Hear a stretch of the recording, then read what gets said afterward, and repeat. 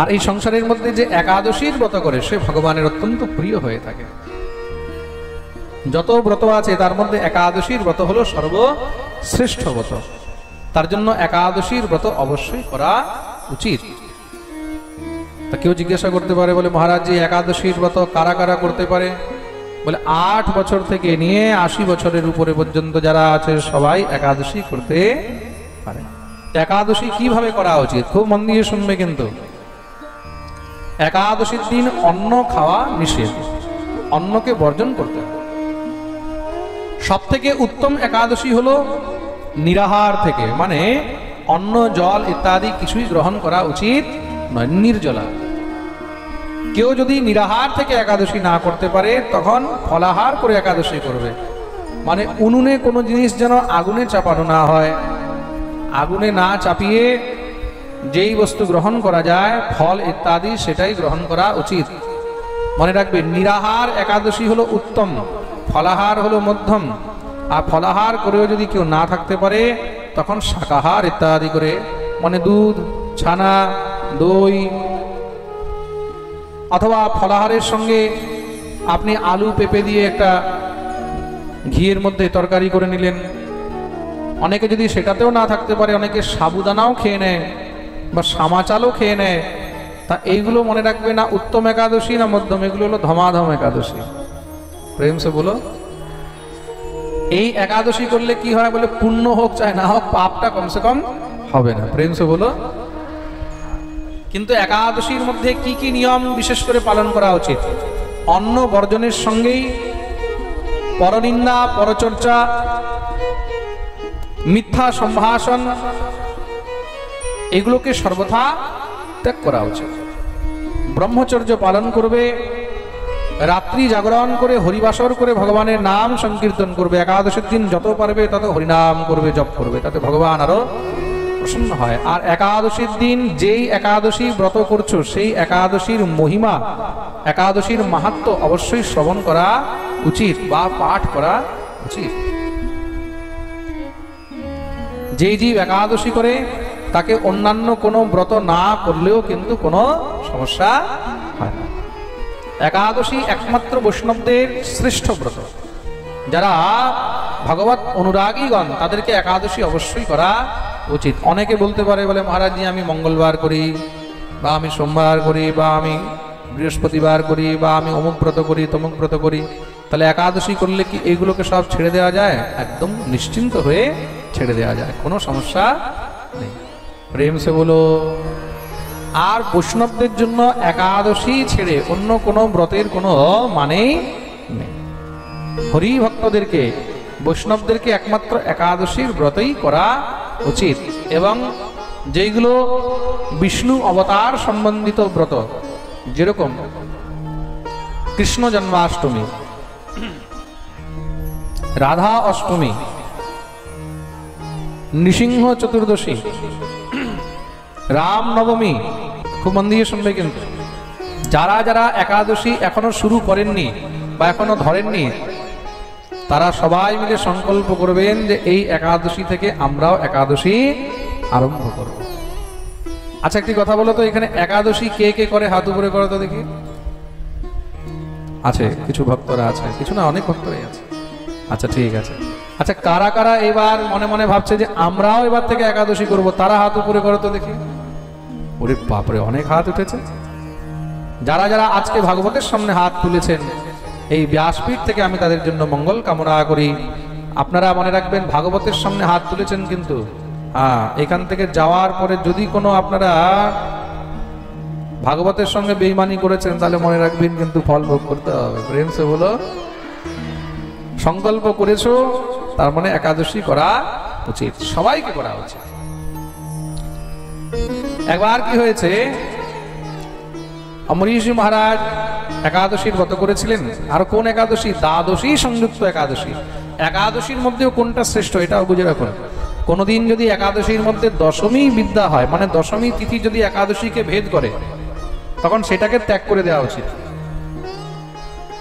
কোনো কারণে যদি একাদশীর দিন কিছুটা দশমী স্পর্শ থাকে তখন সেটাকে ত্যাগ করে দেওয়া উচিত। তাহলে কি করবে বলে পরের দিনের একাদশী করবে, দ্বাদশী সংযুক্ত একাদশী করবে। आरिराधयिषु कृष्णं महिष्यातुल्यशीलया युक्तः सांवत्सरं वीरो दधार द्वादशी व्रतम। दशमी যুক্ত একাদশী থেকে দ্বাদশী যুক্ত একাদশী হলো বেশি শ্রেষ্ঠ, তার জন্য দ্বাদশী সংযুক্ত একাদশী করা উচিত। একাদশীর পরে দ্বাদশীর দিন পালন করতে হয়। মনে রাখবে, সময়ের মধ্যে পালন না করলে তখন একাদশীর ফল পাওয়া যায় না। যেরকম একাদশীর দিন অন্ন গ্রহণ করতে নেই, তদ্রূপ দ্বাদশীর মধ্যে অন্ন গ্রহণ করেই পালন করা উচিত। তো অম্বরীশজি মহারাজ দ্বাদশীর পালন করবেন, সেই অবস্থায় সেখানে দুর্বাসা ঋষি এসে উপস্থিত। দুর্বাসাকে দেখে সুন্দর করে আসন দিয়ে বসিয়েছেন। মহারাজ বসুন, আমরা একসঙ্গে বসে পালন করব। দুর্বাসা বললেন, আমি এখনো স্নান করিনি, স্নান করে আসি। দুর্বাসা স্নান করতে গেছেন, এদিকে দেরি হয়ে যাচ্ছে। অম্বরীশ চিন্তিত হয়ে গেলেন, কেন সময়ের মধ্যে যদি পালন না হয় তাহলে ব্রত নিষ্ফল হয়ে যায়। তার জন্য ব্রাহ্মণদেরকে জিজ্ঞাসা করলেন, এখন কি করা যায়? অতিথিকে ছেড়ে তো আর অন্ন গ্রহণ করা যাবে না।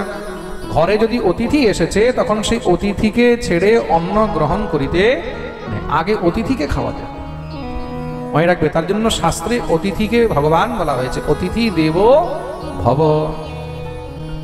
তখন ব্রাহ্মণগণ উপায় বললেন, এই অবস্থায় ভগবানের চরণামৃত আর তুলসী পাতা নিয়েও কিন্তু পালন করা যায়। তখন সঙ্গে সঙ্গে ভগবানের চরণামৃত গ্রহণ করলেন। চরণামৃত গ্রহণ করতেই এইদিকে দুর্বাসা যখনই এসে উপস্থিত হয়েছে, অম্বরীশকে পালন করতে দেখে কুপিত হয়ে গেলেন। আরে দুরাচারী, তুই অতিথিকে পরিত্যাগ করে দিয়ে পালন করে নিলি, তোর মতন দুষ্ট রাজাকে জীবিত থাকার অধিকার নেই বলে সঙ্গে সঙ্গে একটি জটা ছিঁড়ে ভূমির মধ্যে ছুঁড়ে মারলেন। দেখতে দেখতে ভয়ঙ্কর কৃত্যা উৎপন্ন হয়েছে। তাকে আদেশ করলেন, যাও এই রাজাকে মেরে ফেলো। যখনই কৃত্যা তাকে মারতে গেছে, সঙ্গে সঙ্গে ভগবানের অস্ত্র সুদর্শন এসে সেখানেই তা টুকরো টুকরো করে গোবিন্দায় নমো নমঃ কৃত্যাকে শেষ করে দিলেন। এবার দুর্বাসাকে মারার জন্য সুদর্শন দৌড়াচ্ছে।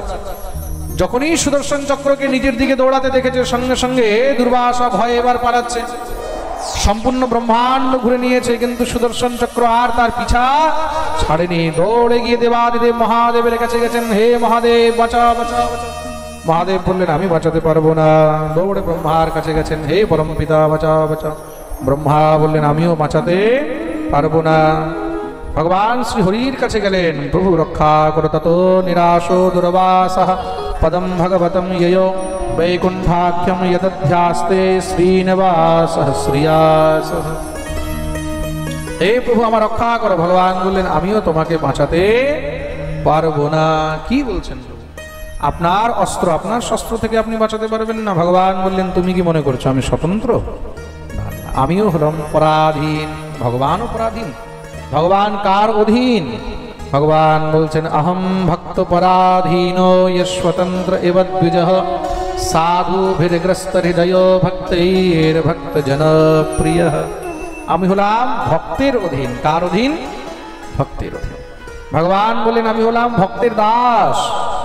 তুমি অপরাধ করেছো আমার ভক্তের কাছে, তোমার রক্ষা আমার ভক্তই করতে পারবে। দুর্বাসা দৌড়ে অম্বরীশের চরণে গিয়ে পড়ে গেলেন। সঙ্গে সঙ্গে অম্বরীশ উঠিয়ে বুকে জড়িয়ে ধরেছে। কি করছেন? আপনার স্থান চরণে নয়, আমার মস্তকে, আমাকে বাঁচাও অম্বরীশ। সঙ্গে সঙ্গে অম্বরীশ তাকে পিছনে রেখে নিজে সামনে দাঁড়িয়ে গেলেন। সুদর্শন আসতেই দুনো হাত জোড় করে প্রণাম করে স্তুতি আরম্ভ করলেন। সুদর্শন নমস্তভ্যম সহস্রারাচ্যুত প্রিয় সর্বাস্ত্রঘাতিন বিপ্রায় স্বস্তি ভূয়া ইডস্পতে। হে প্রভু, কৃপা করে আপনি শান্ত হন। সুদর্শন ভগবান শান্ত হলেন। অম্বরীশ বললেন, প্রভু, মহামুনি দুর্বাসার দ্বারা যা ভুল হয়েছে তার জন্য তিনি এখন ক্ষমা যাচনা করছেন। তিনি প্রায়শ্চিত্ত করতে চান, আপনি কৃপা করে তাকে মুক্ত করুন। সুদর্শন গর্জনা করে বললেন, দুর্বাসা, মনে রাখবে, আজ তুমি যেই কাজ করেছো, যদি তুমি এইভাবে ভগবত ভক্তদের উপরে কখনো আবার অত্যাচার করো, ভগবান পরে আসবে, আগে আমরাই শেষ করে দেবো। প্রেম সে বলো। মনে রাখবে, এই সংসারে ভগবানের প্রিয়জনের উপরে কখনো যদি কেউ অত্যাচার করতে যায়, তখন ভগবানের পার্শ্বদরাই এসে সঙ্গে সঙ্গে তাকে শেষ করে দেয়। শ্রী সুদর্শন ভগবান অন্তর্ধান হলেন। দুর্বাসা অম্বরীশের জয়জয়কার করছেন, আর অম্বরীশ দুর্বাসাকে নিয়ে গোবিন্দের জয় জয়কার করছেন, বলে আমার নয়, তুমি ঠাকুরের জয় জয়কার করো। কেন? তার কৃপাতেই কিন্তু আমার রক্ষা হয়েছে, আর তার কৃপাতেই তোমারও রক্ষা হয়েছে। মনে রাখবে, এই সংসারের মধ্যে একমাত্র সেই হলো কৃপা নিধান। তার জন্য যদি কার চরণ ধরতে হয়, তাহলে শুধু তার চরণ ধরে রাখবে। জীবনে তোমার দ্বারা যতই অপরাধ হোক, যতই ভুল হোক, তার শরণাগতি নিলে সে তোমাকে অবশ্যই মুক্ত করবে। আর সত্যি ভগবান যদি কৃপা না করতেন, তাহলে সংসারে কেউ কিন্তু ভগবানের কাছে কখনো যেত না। যেত? হ্যাঁ, কখনো যেত না। ভগবান প্রত্যেকটি জীবের উপরে কৃপা করে। মহাপাপী থেকে পাপীও যদি ভগবানের কাছে যায়, ভগবান তাও তার উপরে কৃপা করে। তার জন্য শ্রী বিন্দুজি মহারাজ খুব সুন্দর ভগবানের এই কৃপার বর্ণন করেছেন। कृपा की न होती जो आदत तुम्हारी, तो सुनी ही रहती अदालत तुम्हारी। कृपा की न होती जो आदत तुम्हारी, तो सुनी ही रहती अदालत तुम्हारी। कृपा की न होती जो आदत तुम्हारी, तो सुनी ही रहती अदालत तुम्हारी। कृपा की न होती जो आदत तुम्हारी, तो सुनी ही रहती अदालत तुम्हारी। कृपा की न होती। हरि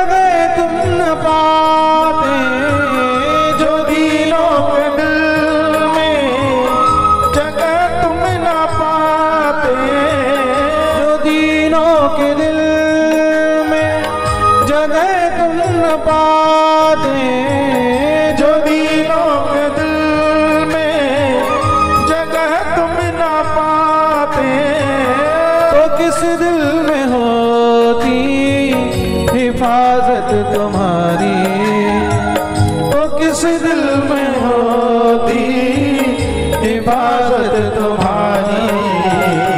कृपा की न होती जो आदत तुम्हारी, तो सुनी ही रहती अदालत तुम्हारी। कृपा की न होती जो आदत तुम्हारी, तो सुनी ही रहती अदालत तुम्हारी। कृपा की न होती।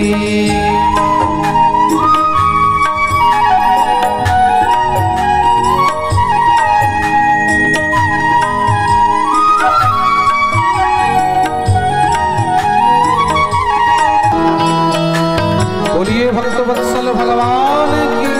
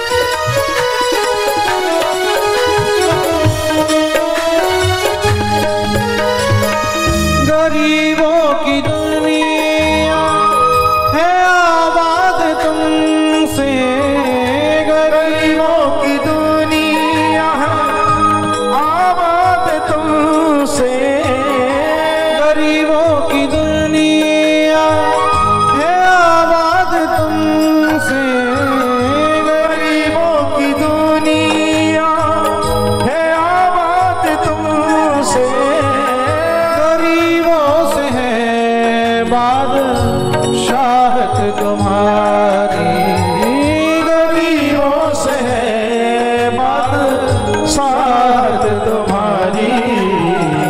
कृपा की न होती जो आदत तुम्हारी, तो सुनी ही रहती अदालत तुम्हारी।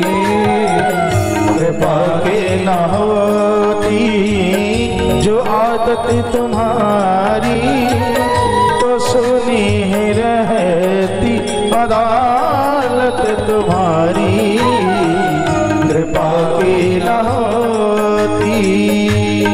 आहा, हे ঠাকুর, তুমি তো হলে গরিবের ঠাকুর, দিন দুঃখীদের ঠাকুর। এই সংসারের মধ্যে মনে রাখবে, গরিবों की दुनिया आबाद तुमसे। সমস্ত সব গরিবদের সংসার কিন্তু তোমার নাম দিয়েই চলছে, তোমার কৃপা দিয়েই চলছে। আর গরিবों से है बादशाहत तुम्हारी। সংসারে যদি গরিব না হতো না, সংসারে যদি দুঃখী না হতো, তাহলে কেউ তোমার কাছে যেত না। যেত? মানুষের মধ্যে যদি দুঃখই না হতো, মানুষের কাছে যদি দরিদ্রতা না হতো, যদি গরিবই না হতো, তাহলে কেউ ভগবানের কাছে যেত? তাহলে সবাই নিজেই ভগবান হয়ে বসে থাকে। তার জন্য ভগবান হলেন গরিবের ঠাকুর, গরিবের মালিক। না हम होते मुल्ज़िम, न तुम होते हाकिम, न हम होते मुल्ज़िम, न तुम होते हाकिम। न हम होते मुल्ज़िम, न तुम होते हाकिम, न हम होते मुल्ज़िम, न तुम होते हाकिम। न घर घर में होती इबादत तुम्हारी, न घर घर में होती इबादत तुम्हारी। कृपा की न होती जो आदत तुम्हारी, तो सुनी रहती अदालत तुम्हारी। कृपा की न होती जो आदत तुम्हारी, तो सुनी रहती अदालत तुम्हारी। कृपा की न होती।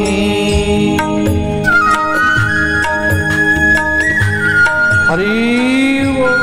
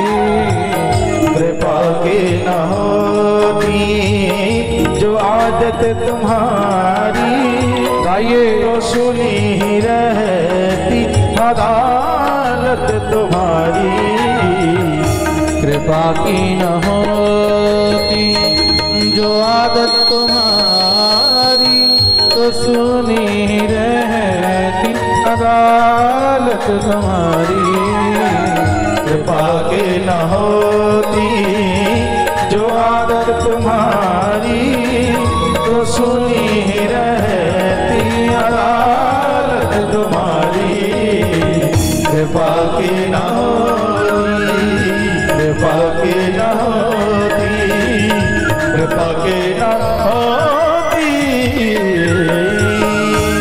बोलिए भक्तवत्सल भगवान की जय। সবাই নিজের নিজের জায়গায় বসে যাবেন যারা যেখানে ছিলেন সেখানে। कृपा की न होती जो आदत तुम्हारी तो सुनी ही रहती अदालत तुम्हारी कृपा की न होती जो आदत तुम्हारी तो सुनी है रहती अदालत तुम्हारी कृपा की न होती कृपा की न होती कृपा की न होती। बोलिए भक्तवत्सल भगवान की जय। अम्बरीश जी महाराज जय जय। এই প্রকার শ্রী সুখদেব প্রভু অম্বরীশ চরিত্রের দিব্য বর্ণন শ্রবণ করেন। অম্বরীশের বংশে পরম প্রতাপী রাজা হয়েছেন বাহুক, বাহুকের পুত্র হলেন সগর। এই সগরের পুত্র হলেন অংশুমান, অংশুমানের পুত্র হলেন দিলীপ। খুব মন দিয়ে শুনবেন। অংশুমানের পুত্র হলেন দিলীপ, দিলীপের পুত্র হলেন ভগীরথ। দিলীপের পুত্রকে যদি বলো,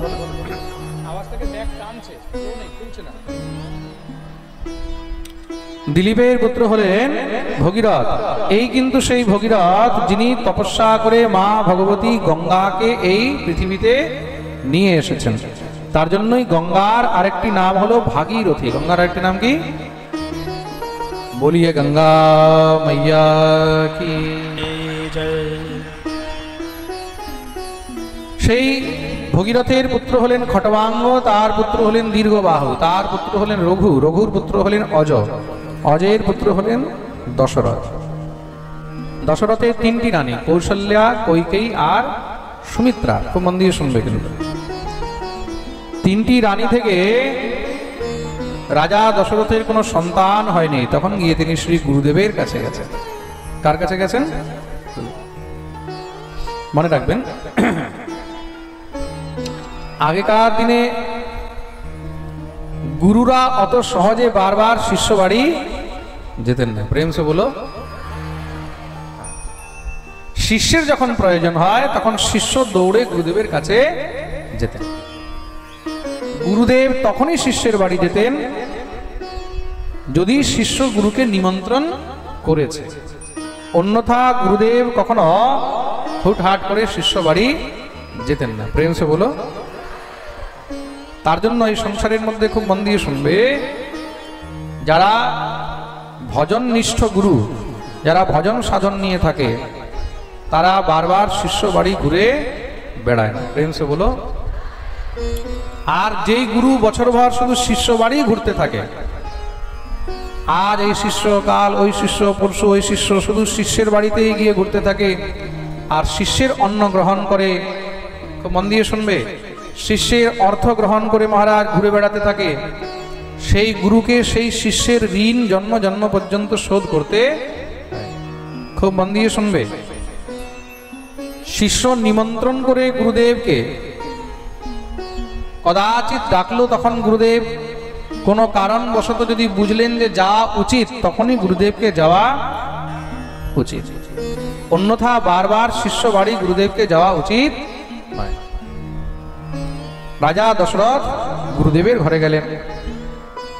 একবার पति मन माही एक बार भूपति मन माही मैं ज्ञानी मोरे सुत नाही मैं ग्लानि मोरे सुत नाही गुरु गृह गयो तुरत महिपाला गुरु गृह गयो तुरत महिपाला चरण लागी करी विनय विशाला शरण लागे करि विनय विशाला चरण लागे करी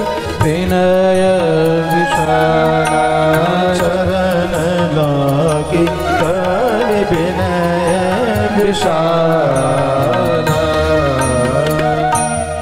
एक बार भूपति मन माहे भये ग्लानि मोरे सुत नाहि মনের মধ্যে যখন কষ্ট হচ্ছে কেন এখন সন্তান তো নেই বিবাহের এত বছর হয়ে গেছে তিনটি রানী কিন্তু একটিও সন্তান নেই তখন গিয়ে রাজা দশরথ কি করলেন গুরু গৃহ গয়ৌ তুরত মহিপালা চরণ লাগি করি বিনয় বিশালা গুরুদেবের কাছে গিয়ে উপস্থিত হয়েছেন গুরুদেবের চরণে গিয়ে প্রণাম করলেন গুরুদেব জিজ্ঞাসা করলেন কেমন আছো দশরথ দশরথ তখন নিজের সুখ দুঃখ সব গুরুদেবকে বললেন নিজের সুখ দুঃখ সব গুরু হি শোনায় নিজের সুখ দুঃখ কাকে বলা যায় মনে রাখবে নিজের সুখ দুঃখ কিন্তু সবাইকে বলা যায় না নিজের সুখ দুঃখ একমাত্র শ্রী গুরুদেবকেই বলা যায় গুরুদেব যখন বুঝলেন যে দশরথের কোনো সন্তান নেই এখন তাকে সন্তানের প্রয়োজন তখন গুরুদেব তাকে আদেশ করলেন যাও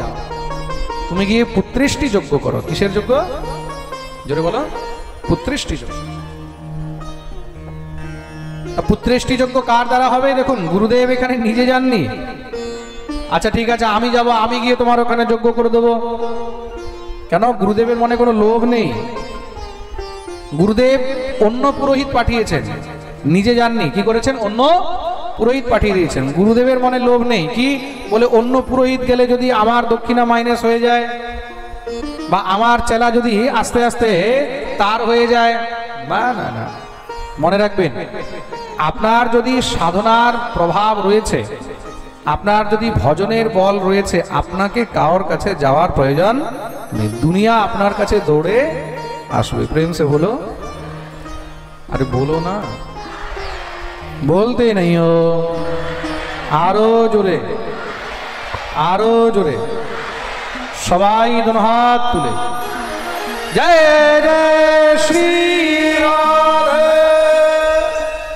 তার জীবনে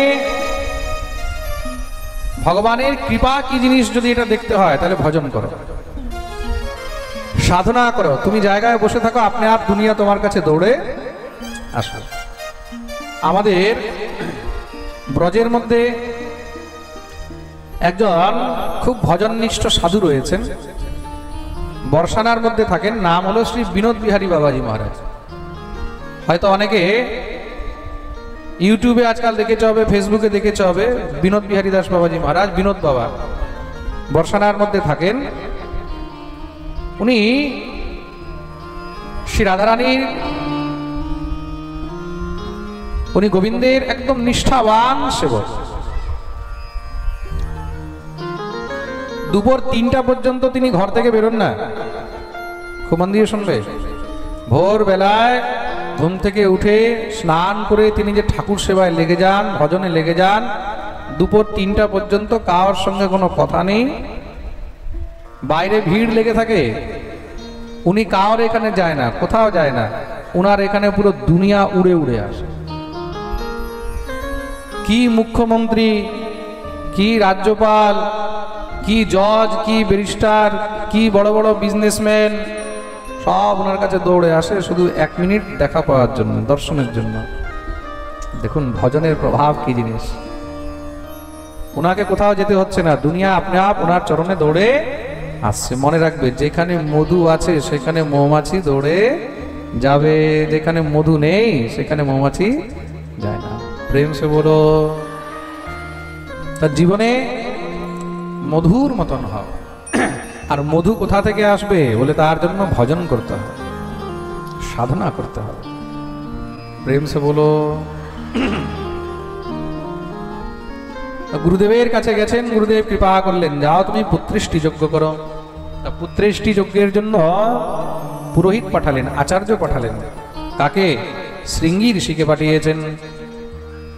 শৃঙ্গী ঋষি বশিষ্ঠ বোলাবা, শৃঙ্গী ঋষি বশিষ্ঠ বোলাবা, पुत्र काम शुभ यज्ञ करावा, पुत्र काम शुभ यज्ञ करावा। श्री राम जय जय राम, श्री राम जय जय राम, श्री राम जय जय राम, श्री राम जय जय राम। शृंगी ऋषि ही वशिष्ठ बुलावा, শৃঙ্গী ঋষিকে বশিষ্ঠ পাঠালেন, যাও গিয়ে পুত্রেষ্টি যজ্ঞ করা। সেই পুত্রেষ্টি যজ্ঞ করিয়েছেন। তার মধ্যে থেকে স্বয়ং অগ্নিদেব চরু নিয়ে প্রকট হয়েছেন। সেই চরু নিয়ে রাজাকে অর্পণ করলেন। রাজা তিন রানীকে দিয়েছেন। তিন রানীর গর্ভের থেকে ভগবত অংশে 4টি পুত্র জন্ম নিলেন। 4 পুত্রের নাম রাখা হলো কি কি? রাম, লক্ষণ, ভরত আর শত্রুঘ্ন। এই প্রকার রাম জন্মের দিব্য মহারাজ বর্ণন শ্রবণ করালেন। রাম চরিত্রকে ভাগবতের মধ্যে বেশি বিস্তার করা হয়নি, কেন ভাগবত হলো কৃষ্ণ চরিত্র প্রধান। খুব মন দিয়ে শুনবে। তার জন্য রাম চরিত্রকে খুব সূক্ষ্ম রূপে এখানে শ্রবণ করিয়েছেন।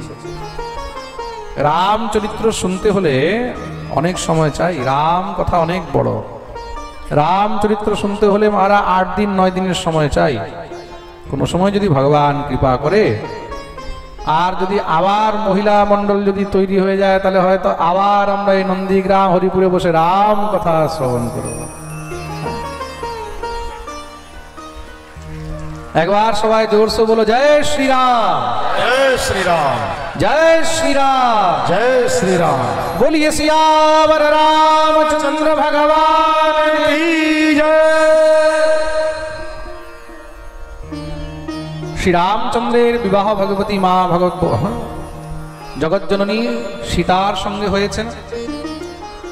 ভগবানের রাজ্য অভিষেক হবে, তার আগেই ভগবানের জন্য মা ভগবতী কৈকেয়ী বনবাস চাইলেন, বনে গমন করেছেন। সেখান থেকে সীতার হরণ হয়। ভগবান খুঁজতে খুঁজতে লঙ্কায় গিয়ে উপস্থিত হলেন। রাবণকে উদ্ধার করে মা সীতাকে নিয়ে ফিরে এসেছেন। আর আজও শ্রীরামচন্দ্র অযোধ্যায় মা ভগবতী সীতাকে নিয়ে দিব্য আনন্দে অবস্থিত হয়ে রয়েছেন। আর প্রভুর চরণে আমরা এই প্রার্থনা করি, ঠাকুর যেন অযোধ্যায় এইভাবেই আনন্দে সবসময় নিবাস করে। বলি अवध नरेश भगवान की जय। পরীক্ষিত প্রশ্ন করলেন, বলে প্রভু আমি সেই চন্দ্রবংশ বর্ণন শ্রবণ করতে চাই, যেই চন্দ্রবংশ স্বয়ং ভগবান শ্রীকৃষ্ণ রূপে অবতীর্ণ হয়েছেন। শ্রী সুখদেব প্রভু চন্দ্রবংশের বর্ণন আরম্ভ করলেন। খুব মন দিয়ে শুনবেন। ব্রহ্মার পুত্র হলেন অত্রি, অত্রির পুত্র হলেন চন্দ্রমা, চন্দ্রের পুত্র হলেন বুধ, বুধের পুত্র হলেন পুরুরবা, পুরুরবার 6টি পুত্র হয়েছে, আয়ু, শ্রুতায়ু, সত্যায়ু, রয়, বিজয় আর জয়। জয়ের পুত্র হলেন অনেনা, অনেনার পুত্র হলেন নহুষ, নহুষের 6টি পুত্র হয়েছে, জ্যোতি, যজাতি, সংজাতি, আয়তি, বিয়তি আর কৃতি। যজাতির যে পুত্র যদু, খুব মন দিয়ে শুনবেন, এই 6 জনের মধ্যে যজাতির বড় পুত্র হলেন যদু। যজাতিরও 5টি পুত্র ছিল, যদু, দ্রুহু, অনু, তুর্বসু আর পুরু। পুরু থেকে পুরুবংশ হয়েছে, যদু থেকে যদুবংশ হলো। সেই পুরুবংশের মধ্যেই কিন্তু মহাপরাক্রমী কৌরব আর পাণ্ডবগণ হয়েছেন। আর যদু থেকে যদুবংশ আরম্ভ হলো, যেখানে ভোজ, বৃষ্ণি, অন্ধক, সুর ইত্যাদি রাজা হয়েছেন। মহারাজ ভোজের 2 পুত্র হলেন উগ্রসেন আর দেবক। দেবকের 7 কন্যা হয়েছে। উগ্রসেনের 10 পুত্র হলো। 10 পুত্রের মধ্যে বড় পুত্রের নাম হলো কংস। এই কংস মহা অত্যাচারী হয়েছে, তার অত্যাচারে মহারাজ সমস্ত পৃথিবী ত্রস্ত হয়ে গেছে। আর এইদিকে মহারাজ শূরসেনের 2 স্ত্রী, এক স্ত্রীর গর্ভের থেকে পুত্র হলেন দেবমীর, আরেক স্ত্রীর গর্ভের থেকে পুত্র হলেন অর্জন্য পর্জন্য। এই অর্জন্য পর্জন্য গো সেবা, গো পালনের বৃত্তি স্বীকার করলেন, তার জন্য তাদেরকে গোয়ালা বলা হলো। কি বলা হলো? গোয়ালা। তারা গিয়ে গোকুলে নিবাস আরম্ভ করলেন। আর দেবমীরের 10টি পুত্র হয়েছে, সেই 10টি পুত্রের মধ্যে বড় পুত্রের নাম হলো বসুদেব। নাম কি? বসুদেব। আর কংস বাল্যকালের বন্ধু ছিল। কংসের অত্যাচারে ত্রস্ত হয়ে ভগবতী পৃথিবী দেবতাদের কাছে গিয়ে উপস্থিত হয়েছে, কাঁদতে লেগেছেন। আক্রান্তা ভূরি ভারেণ ব্রহ্মাণং শরণং ইয়য়। সমস্ত সব দেবতাগণ ভগবতী পৃথিবীকে নিয়ে ব্রহ্মার কাছে গিয়ে উপস্থিত হলেন। ব্রহ্মা সবাইকে নিয়ে ভগবান নারায়ণের কাছে গিয়ে উপস্থিত হয়েছেন। কেন? একমাত্র আমাদের রক্ষক হলেন জগন্নাথ নারায়ণ। তত্র গত্বা জগন্নাথং দেবদেবং বৃষাকপিং পুরুষং পুরুষ সূক্তেন উপতস্থে সমাহিতঃ। ভগবান শ্রী হরির কাছে গিয়ে দিব্য পুরুষ সূক্ত দিয়ে ভগবানকে স্তুতি করলেন। ভগবানের অত্যন্ত প্রিয় হলো পুরুষ সূক্ত। পুরুষ সূক্তের মন্ত্র দ্বারা ভগবানকে যদি কেউ স্তুতি করে, ভগবান তার উপর অত্যন্ত প্রসন্ন হয়। ওম সহস্রশীর্ঘা পুরুষঃ সহস্রাক্ষঃ সহস্রপাত সভূমিগ্বং সর্বতস্পৃতবাত্যতিষ্ঠেদশাঙ্গুলম। এই প্রকার তারা দিব্য স্তুতি করেছেন। ভগবান প্রসন্ন হলেন, বলে কি চাও? বলে প্রভু অবতার গ্রহণ করুন, পৃথিবীর ভার হরণ করুন। বলে সব শেষ হয়ে যাবে। ভগবান বললেন চিন্তা করো না, অতি শীঘ্রই আমি অবতার নেব। কোথায়? বসুদেব গৃহে সাক্ষাৎ ভগবান পুরুষ পরঃ জনিষ্যতে তৎপ্রিয়ার্থম সম্ভবন্তু সুরস্ত্রিয়। বসুদেব দেবকীর ঘরে গিয়ে আমি পুত্র রূপে জন্ম গ্রহণ করব। সেখান থেকে আমি গোকুলে গিয়ে নন্দ যশোদার কাছে সেখানে ব্রজলীলা বৃন্দাবন লীলা করব। তারপরে গিয়ে আমি কংস ইত্যাদি সমস্ত অসুরদের সংহার করব। তোমরাও গিয়ে ব্রজের মধ্যে আলাদা আলাদা রূপে জন্মগ্রহণ করো, আমার লীলা সঙ্গী হবে। দেবতাগণ ভগবানকে প্রণাম করে সব বেরিয়ে আসলেন। তারাও ব্রজের মধ্যে এসে আলাদা আলাদা রূপে জন্ম গ্রহণ করলেন। যদুবংশের মধ্যে জন্মগ্রহণ করেছেন, কেউ গোয়ালাদের মধ্যে, কেউ ময়ূর হয়ে গেছে, কেউ বানর হয়ে গেছে, কেউ হংস হয়ে গেছে। কেন? ভগবান আসবেন তার জন্য সবাই মিলে সুন্দর করে সব তৈয়ারি শুরু করে দিয়েছে। এদিকে কি হয়েছে? কংসের দৃষ্টি নিজের ছোট বোন দেবকীর উপরে পড়েছে। দেখলো দেবকী তো এখন বড় হয়ে গেছে, যুবতী হয়েছে, তার বিবাহ দিতে হবে। তা কংসের বোন বলে কথা, দেবকীর বিবাহ কার সঙ্গে দেওয়া যায়? হ্যাঁ, বিচার করে দেখলেন বসুদেবের থেকে উত্তম আর বর কোথায় খুঁজে পাবো? বসুদেব হলো বাল্য বন্ধু, বিবাহ দিয়ে দিলে বন্ধুত্ব আরো ঘনিষ্ঠ হয়ে যাবে। তা বসুদেবের কাছে গিয়ে যখন বিবাহের প্রস্তাব রেখেছেন, বসুদেব স্বীকার করলেন। ভগবতী দেবকীর সঙ্গে বসুদেবের খুব ধুমধাম করে মহারাজ বিবাহ দেওয়া হয়েছে।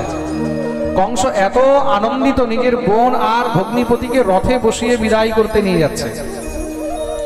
হঠাৎ করে আকাশবাণী হলো,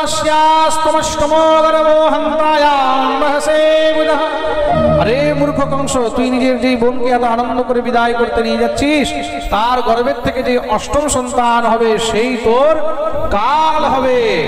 শুনে সঙ্গে সঙ্গে রথ দাঁড় করিয়ে নিচে নেমে দৌড়ে গিয়ে দেবকীর চুল ধরে মারা কাঁদতে লেগেছে। দেবকী জোরে জোরে কাঁদছে, দাদা ছেড়ে দাও, ছেড়ে দাও। কিঞ্চিত দয়া হলো না। তলোয়ার নিয়ে যখনই মারতে গেছে, সঙ্গে সঙ্গে বসুদেব হাত ধরলেন। এই কি করছো রাজা? সংসারে তোমার খুব নিন্দা হবে, তুমি এক স্ত্রী হত্যা, অবলা নারীর হত্যা করবে, আরো নিজের বোন ভগিনী হত্যা। কিন্তু বসুদেব, তুমি শোনোনি আকাশবাণী কি বলেছে? এর সন্তান আমার কাল হবে, তাই একেই শেষ করে দিই, না থাকবে বাঁশ আর না বাজবে বাঁশি। বসুদেব বললেন, তোমার ভয়তো সন্তান থেকে, আমি তোমাকে কথা দিচ্ছি, এর গর্ভের থেকে যত সন্তান হবে এক এক করে আমি সব তোমাকে এনে দিয়ে দেব। কংস জানেন যে বসুদেব পরম সত্যবাদী, কখনো মিথ্যা হয় না। সঙ্গে সঙ্গে মহারাজ মুক্ত করে দিলেন। দেখতে দেখতে প্রথম সন্তানের জন্ম হয়েছে। বসুদেব নিয়ে এসে সেই সন্তান কংসের সামনে রেখে দিয়েছে। পুত্রান সমর্পয়িষ্যে স্যায়তস্তে ভয়মুত্থিতম। কংস তার দিকে তাকিয়ে বিচার করলো, এর থেকে তো আমার কোনো ভয় নেই, হয়তো অষ্টম সন্তান থেকে সঙ্গে সঙ্গে তাকে ফিরিয়ে দিলেন। যাও, নিয়ে যাও। প্রতিয়াতু কুমারোয়ম নিয়স্মাদস্তি মে ভয়ম, এর থেকে আমার কোনো ভয় নেই, নিয়ে যাও। বসুদেব ফিরিয়ে নিয়ে আসলেন। দেবতাদের চিন্তা বেড়ে গেল, কংস যদি এইভাবে বাচ্চাদেরকে ফিরিয়ে দেয় তাহলে তো ভগবানের অবতার হতে অনেক সময় লাগবে। দেবর্ষি নারদকে পাঠালেন, আপনি গিয়ে তাড়াতাড়ি কংসের পাপের ঘোড়া ভরে দেন। নারদ এসে উপস্থিত হয়েছে। কংস আবার নারদকে গুরু মানে, সুন্দর আসন দিয়ে বসিয়েছে। গুরুদেব, আজ আপনি হঠাৎ কৃপা করলেন, বলে তোমার খুব চিন্তা লেগে থাকে তো কিসের? বলে তোমার শত্রু তুমি এইভাবেই ছেড়ে দিলে। কিন্তু গুরুদেব, আমার শত্রু মানে? আরে বসুদেবের পুত্র, কিন্তু আমার শত্রু তো অষ্টম গর্ভ। নারদ বললেন, অষ্টম কাকে বলে জানো? কাকে? 8টি পদ্ম ফুল আনালেন। বলে ভালো করে এবার দেখো, গণ 1 2 3 4 5 6 7 8, কোনটা প্রথম কোনটা অষ্টম? বলে এইটা প্রথম, এইটা অষ্টম। বলে উল্টো করে দেখো এবার, এদিক থেকে গণ 1 2 3 4 5 6 7 8, এবার বলো কোনটা প্রথম কোনটা অষ্টম? কংস তো মাথা ঘুরিয়ে গেছে। নারদ বললেন, নারায়ণ নারায়ণ, কাজ হয়ে গেছে। নারদ আগুন লাগিয়ে দিয়ে বেরিয়ে গেছে। কংস সঙ্গে সঙ্গে বসুদেবের পুত্রকে আনয়ন করিয়ে সেখানে আছাড় দিয়ে ছুড়ে মেরে ফেলল। এইভাবে দেখতে দেখতে হাটেসু ষটসু বালেসু দেবক্যা অগ্রসেনা, এক এক করে দেবকী বসুদেবের 6টি পুত্রকে মেরে ফেলেছেন। যখনই সপ্তম গর্ভের সময় এসেছে, ভগবান অনন্তদেব স্বয়ং শেষ, তিনি দেবকীর গর্ভে আসছেন। সপ্তমো বৈষ্ণবম ধামম ইয়মনন্তম প্রচক্ষতে, গর্ভো বভূব দেবক্যা হর্ষশোক বিবর্ধনঃ। যখন যখন ধর্ম শেষের দিকে যায়, তখন সেই অনন্তদেব তিনি কিন্তু এই সংসারের মধ্যে ধর্মের প্রচারের জন্য ভগবানের সহযোগী হয়ে অবতার গ্রহণ করেন। খুব মন দিয়ে শুনবেন, কিন্তু সেই অনন্ত, সেই স্বয়ং ভগবান শেষ, তিনি শ্রী রামানুজাচার্য রূপে এই পৃথিবীতে অবতীর্ণ হয়ে বিশিষ্ট অদ্বৈতবাদ সমস্ত সংসারে প্রচার করলেন, বৈষ্ণব ধর্মের প্রচার করলেন। পরবর্তীকালে স্বয়ং অনন্তদেব শ্রী নিত্যানন্দ প্রভু রূপে এই জগতে অবতীর্ণ হয়েছেন, আর শ্রী নিতাই চাঁদ রূপে তিনি অবতীর্ণ হয়ে জগতের মধ্যে বৈষ্ণব ধর্মকে আরো বেশি করে প্রচার করলেন। তার জন্য অনন্তদেবকে ধাম বলা হয়েছে। কি বলা হয়েছে? জোরে বলো, ধাম। কার ধাম? নারায়ণের ধাম। সপ্তমো বৈষ্ণবম ধামম ইয়মনন্তম প্রচক্ষতে।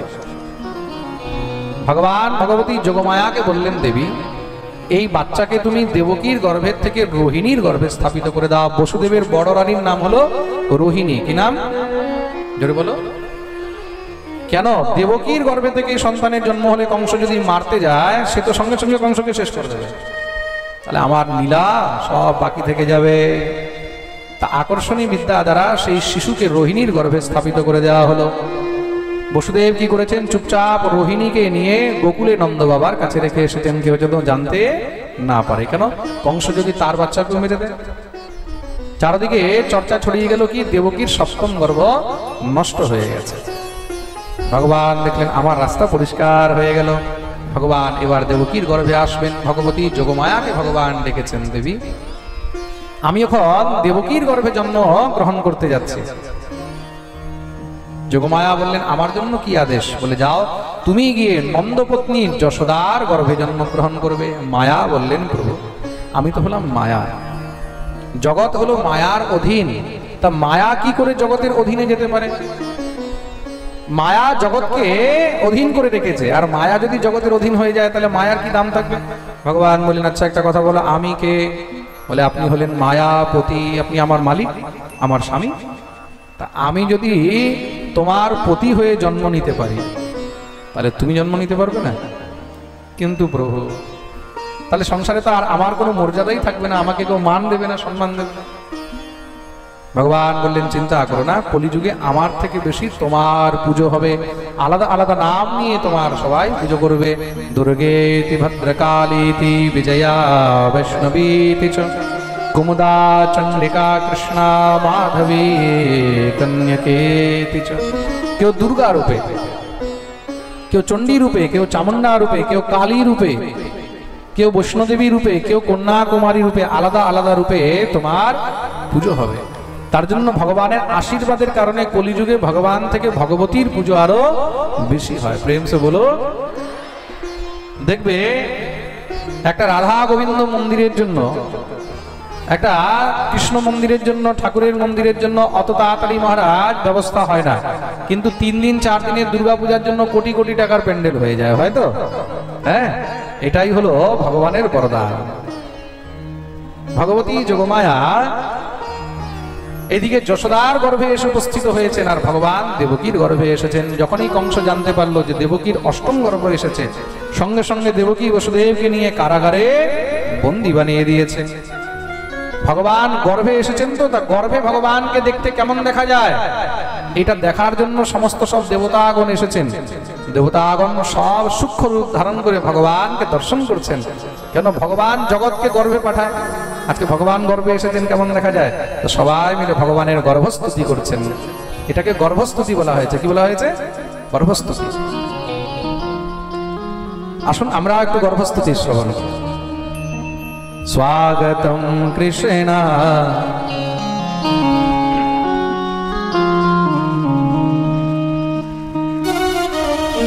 স্বাগতম কৃষ্ণ সুস্বাগতম কৃষ্ণ স্বাগতম কৃষ্ণ সুস্বাগতম কৃষ্ণ স্বাগতম কৃষ্ণ সুস্বাগতম কৃষ্ণ স্বাগতম কৃষ্ণ সুস্বাগতম কৃষ্ণ স্বাগতম সুস্বাগতম শরণাগতম কৃষ্ণ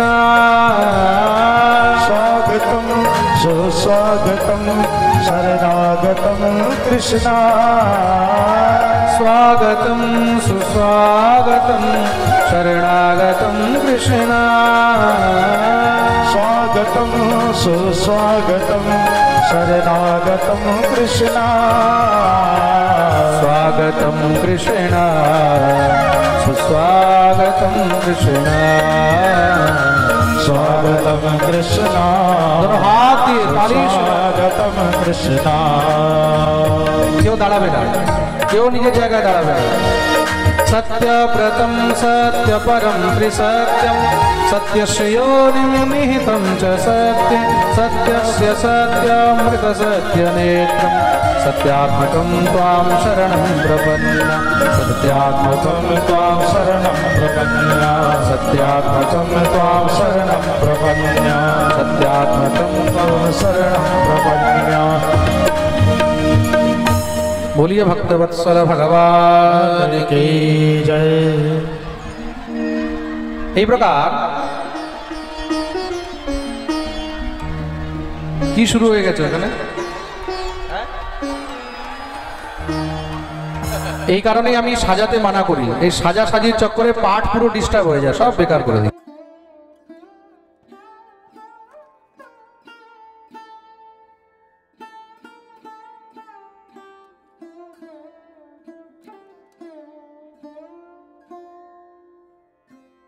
দেবতাগণ দিব্য ভগবানের স্তুতি করলেন। দেখতে দেখতে এবার সময় পেরিয়ে যাচ্ছে, মাসের উপরে মাস পেরোচ্ছে। বৈশাখ পেরোলো, জ্যৈষ্ঠ পেরোলো, আষাঢ় পেরিয়েছে। এবার কি আসলো? আষাঢ়ের পরে কি? জোরে বলো। শ্রাবণ। শ্রাবণের পরে ভাদ্র মাস এসে গেছে। ভাদ্র মাসের মহারাজ কৃষ্ণপক্ষ শুরু হয়েছে। কৃষ্ণপক্ষের মধ্যে এক এক করে তিথি বেরিয়ে যাচ্ছে। চারদিকে প্রকৃতি দিব্য আনন্দে নৃত্য করছে। ববো বায়ু সুখস্পর্শ পুণ্যগন্ধবহ শুচিঃ অগ্নয়শ্চ দ্বিজাতীনাম শান্তাস্তত্র সমিন্ধত। দিব্য মন্দ মন্দ সুগন্ধিত হাওয়া বইছে। ব্রাহ্মণগণ যজ্ঞ আরম্ভ করে দিয়েছে। ব্রাহ্মণগণ দিব্য যজ্ঞ আরম্ভ করে দিয়েছেন। বনরাজ সিংহ গর্জনা করছেন। নদীর মধ্যে জল বেড়ে গেছে। নদ্যঃ প্রসন্ন সলিলা হৃদা জলরুহশ্রিয়ঃ দ্বিজালিকুল সন্নাদস্তবকাবনরাজয়।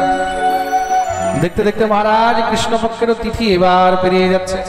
প্রতিপদ গেল, দ্বিতীয়া গেছে, তৃতীয়া পেরোলো, চতুর্থী, পঞ্চমী, ষষ্ঠী পেরিয়ে গেল, সপ্তমী এসে গেছে, অষ্টমী। অষ্টমী মনে করছে বোধহয় ঠাকুর আজকে আমার উপরে কৃপা করবেন। কেন? গেলবার নবমীর উপরে কৃপা করেছিলেন কি রূপে? রাম রূপে, রামনবমী। অষ্টমী ভাবছে আজকে আমার উপরে কৃপা করবে, কিন্তু দেখতে দেখতে অষ্টমীর দিন পেরিয়ে গেছে। যখন রাত শুরু হয়েছে অষ্টমী তো বুক ধকধক শুরু হয়ে গেছে, বিপি একদম হাই। কেন? ভগবান আমার উপরে কৃপা করবে কিনা, করবে কিনা। দেখতে দেখতে মহারাজ অষ্টমী রাত্রিও পেরিয়ে যাচ্ছে। দেখতে দেখতে রাত্রি 8 হয়ে গেল, 8টার পরে এবার 9টা হয়ে গেল, দেখতে দেখতে 10টা হয়ে গেল, এবার 10:30 হয়ে গেল, দেখতে দেখতে 11টা হয়ে গেল, এবার 11:30 হয়ে গেল, আর এবার আচ্ছা এত তাড়াতাড়ি 12টা বাজাবার জন্য সবাই রেডি হয়ে থাকে। হ্যাঁ প্রেম সে বলো। আরে 12টা বেজে গেলে তো ঠাকুর চলেই আসবে। হ্যাঁ, আর এত তাড়াতাড়ি যদি ভগবান এসে যায় তাহলে আনন্দ কোথায়? তাহলে কি আনন্দ আসবে? বলে না ইন্তজার কা ফল মিঠা হতা হ্যায়। প্রেম সে বলো, বলতে নেই ও। আরো জোরে, আরো জোরে। পিছনে যারা আছে দোনো হাত তুলে জয় জয় শ্রী রাধে। বেজে গেছে 12:15। আর 15 মিনিট বাকি আছে কিন্তু। এবার হয়ে গেল 11:50, এবার হয়ে গেল 11:55, আর এবার হয়ে গেল 56। প্রেম সে বলো। এবার হয়ে গেল 11:57, এবার হলো 58, এবার 59, আর এবার আচ্ছা আচ্ছা চলো ঠিক আছে 11:59 45 সেকেন্ড, 15 সেকেন্ড এখনো বাকি আছে কিন্তু।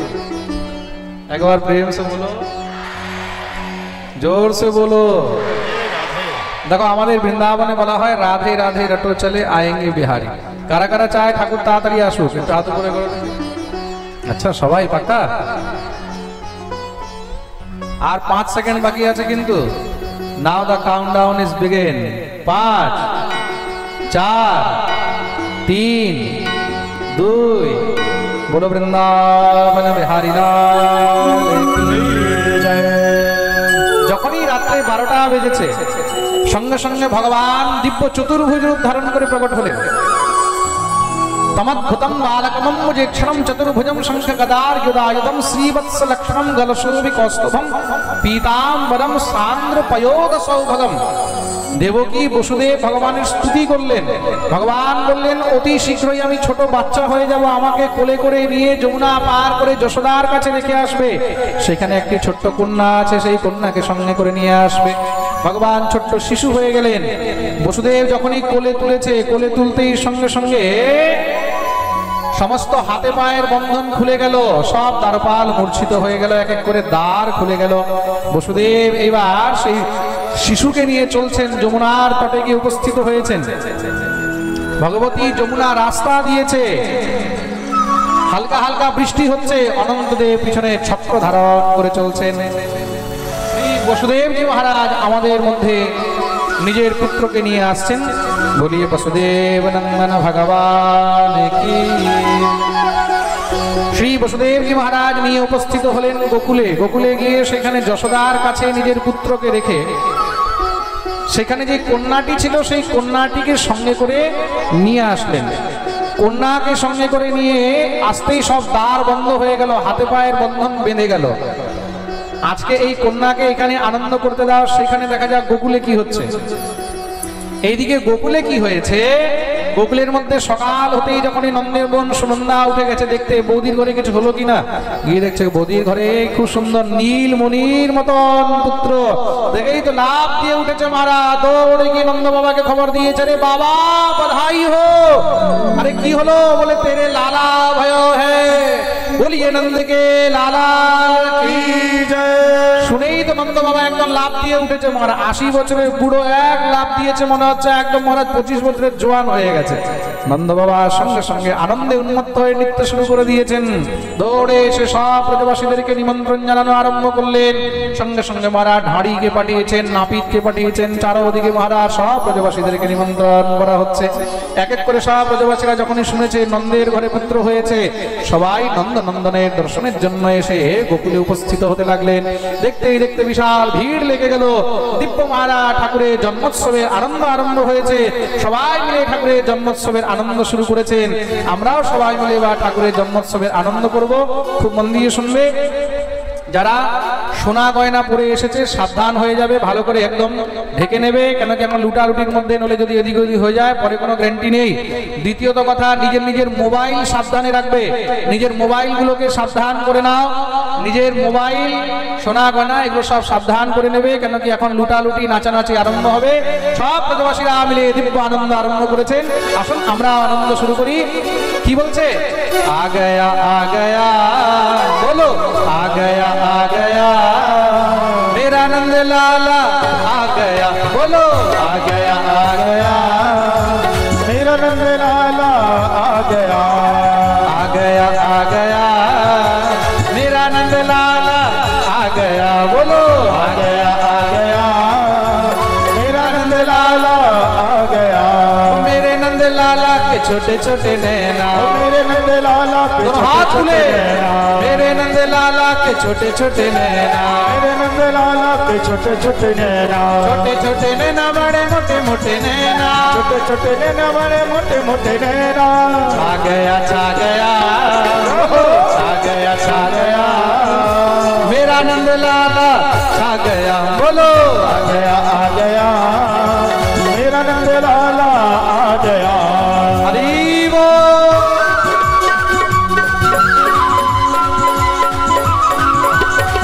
बोलिए नंद के लाला की।